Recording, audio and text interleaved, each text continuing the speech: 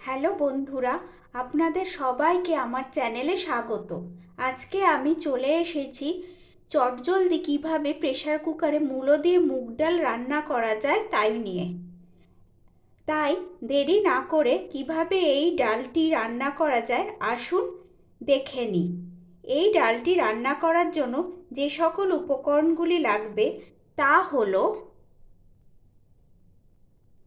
মুগ ডাল। আমি এখানে 100 গ্রাম মতো মুগ ডাল নিয়েছি, সেটা আমি ভালো করে ধুয়ে জল ঝরিয়ে রেখেছি। আর লাগবে দুটো মূলো খোসা ছাড়িয়ে টুকরো করা, পরিমাণ মতো সর্ষের তেল,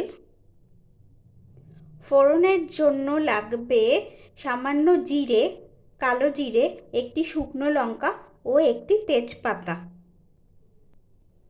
আর লাগবে আন্দাজ মতো নুন, চিনি ও কিছু কাঁচা লঙ্কা।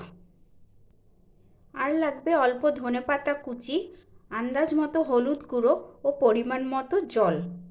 তো চলুন এবার আমি রান্নাটা শুরু করি।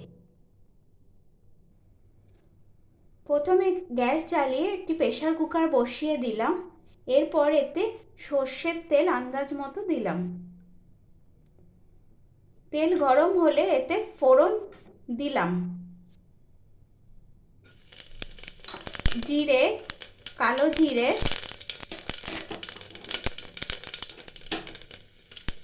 শুকনো লঙ্কা ও একটি তেজপাতা।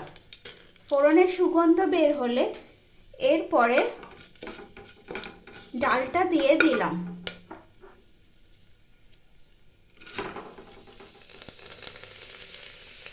ও একটু নাড়াচাড়া করছি।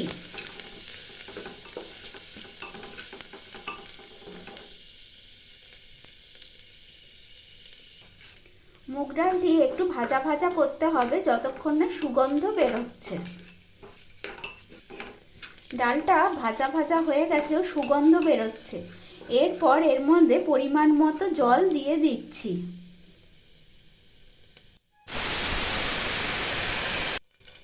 জল দিয়ে এবার ঢাকনা দিয়ে একটা সিটি দিয়ে দিতে হবে।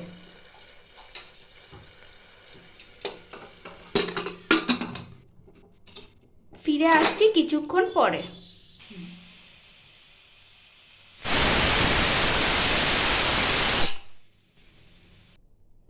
সিটি পড়ে গেছে, এবার মুখটি আমি খুলে নিচ্ছি।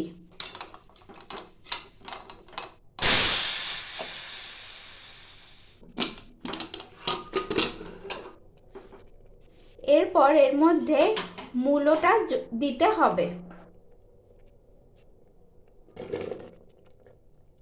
আন্দাজ মতো নুন ও চিনি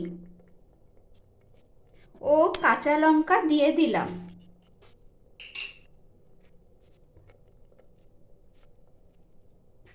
কাঁচা লঙ্কাটা একটু ভেঙে ভেঙে বা চিড়ে দিতে পারেন।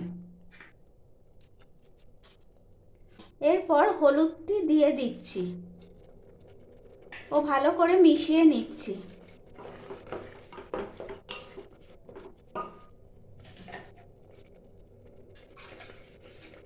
মনে হলে আরেকটু জল যোগ করতে হবে।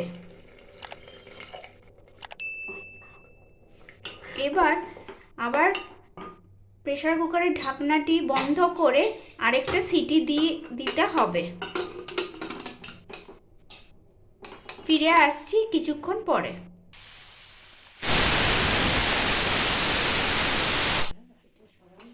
প্রেসারের সিটি পড়ে গেছে, এবার ঢাকনাটি খুলে দেখি রান্নাটি কিরকম হলো।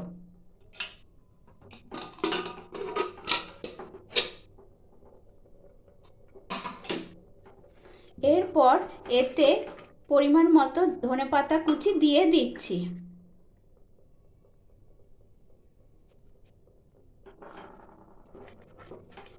বন্ধুরা, আপনারা নুন মিষ্টি একবার চেক করে নেবেন।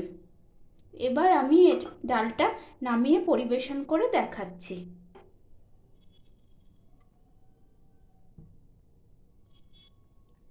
আমি এটাকে পরিবেশন করে দিচ্ছি।